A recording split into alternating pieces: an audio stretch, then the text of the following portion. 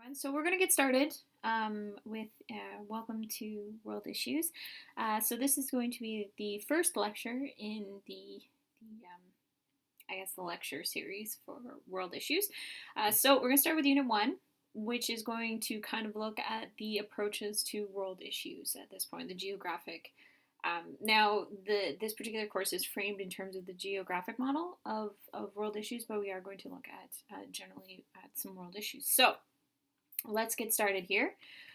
So when we are looking at world issues, we're talking about perspective. And so what is a perspective, which you may think you already know, but let's try to define it in terms of what we're looking at in the world issues. So things affect your perspective.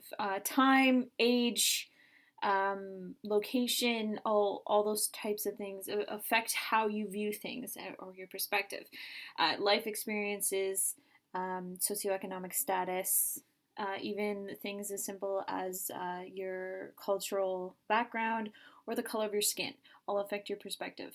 A lot of the issues we're going to look at this class and some of the more conflicting issues are going to be because of lack of perspective about certain things. So what basically I'm asking you to do is to keep an open mind when we talk about a lot of these things and to try and see things from different perspectives, not just your own personal perspective, even though people have it, but I am going to challenge you to look at things through a different perspective. So when we talk about social and economic perspectives, they can kind of be broken down into two very broad categories in terms of left wing and right wing. Now there are more categories, but these are kind of generally the two things, and they can kind of be broken down in terms of your political perspectives. So in terms of the left wing, that's more liberal, open-minded. I don't want to say open-minded, but it can be more open-minded, whereas right wing is more conservative and traditional values, sort of type of thing. So when we look at the right wing authoritarian, the idea behind the right wing is that the government works best. The economy and everything works best if the government is in control or has more control to it. So you can see at the far right we have fascism, which of course, if you're drawing parallels to history, if you want to look at Mussolini during World War II, fascist leader, that is more right wing. Stalin, Hitler, dictatorship. Same with currently North Korea. Is very similar to that. And then towards the left-wing authoritarian, you got the other end of the spectrum, which is communism, which means that there is equal shares among everything and that the government exerts considerable control over business and trade, but also social control as well. So you've got the two opposing sides on both ends of the left and the right. The left-wing libertarian, this is feels that the government has an important role to play in the economy, but people need to make their own social decisions. So that is more socialism.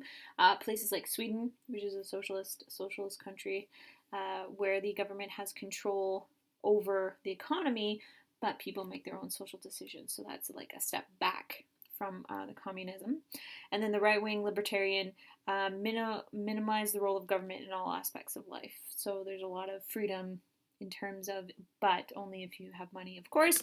Centrist, of course, believes that social and economic control should be applied for the public good and taken away if they do not benefit society. So that is generally where a lot of people fall in terms of understanding what the centrist idea is.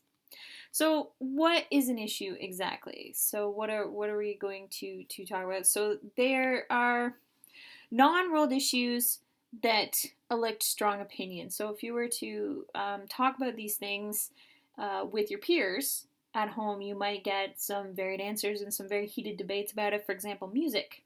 Music is always one that's very, very divisive.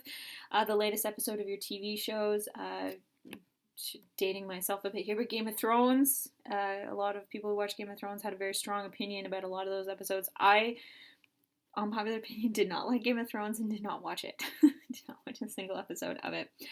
The Euro World Cup or any other sort of sports teams or sports games, whatever you're into, can get a lot of people very riled up. Your own personal team your school team can get people a little riled up.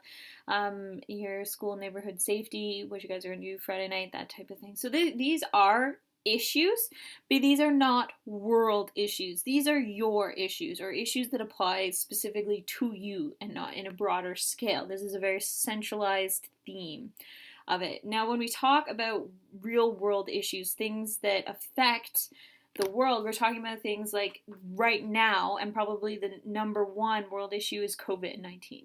And as you guys know, this is the whole reason we're all online and not in a classroom this summer. So probably easily the biggest issue is COVID-19 and the pandemic that is happening right now in real time.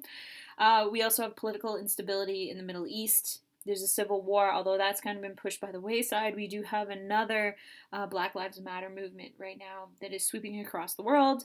A lot of solidarity. George Floyd.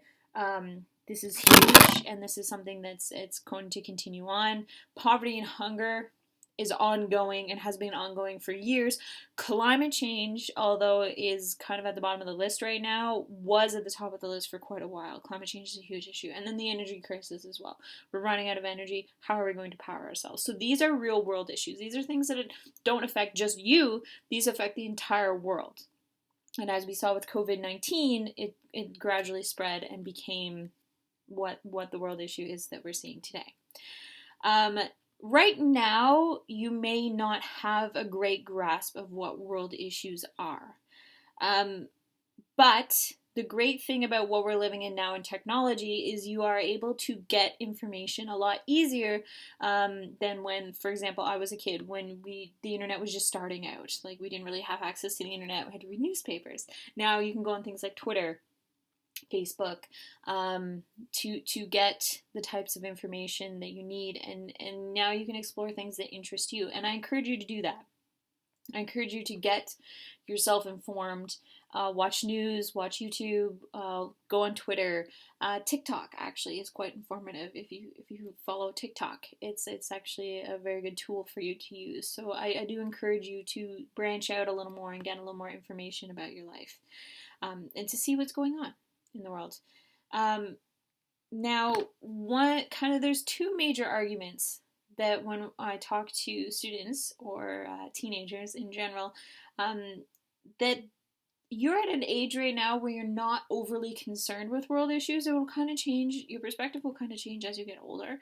But as of right now, kind of you are worried about you, which is fair. And so the two major issues are, I don't really know about the problem, so how does this affect me? If it's not affecting me right now, then how do I know? You're being affected by COVID, so that is your problem, but some of the other things you're not being affected by.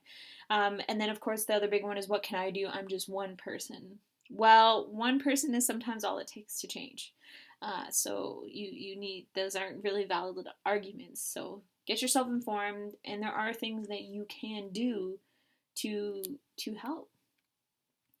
So the whole process of this course is to get you more aware of what's going on, and that what is happening in the world right now. So when we are looking at news and when we're looking at world issues, I want you to remember focus. Okay, find the facts.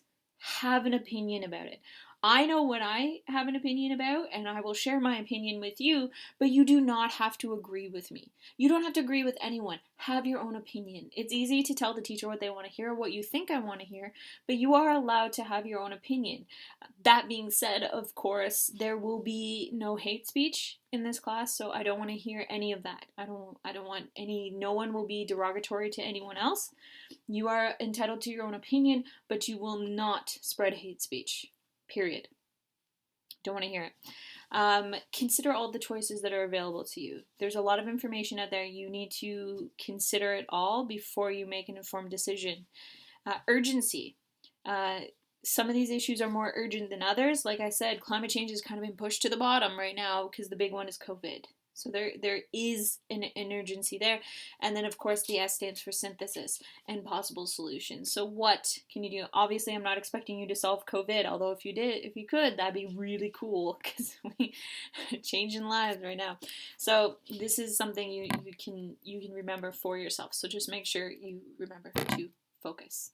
Okay, so that is it for the introduction of our world issues, and that is it for this particular lecture, and I will see you guys in the next video.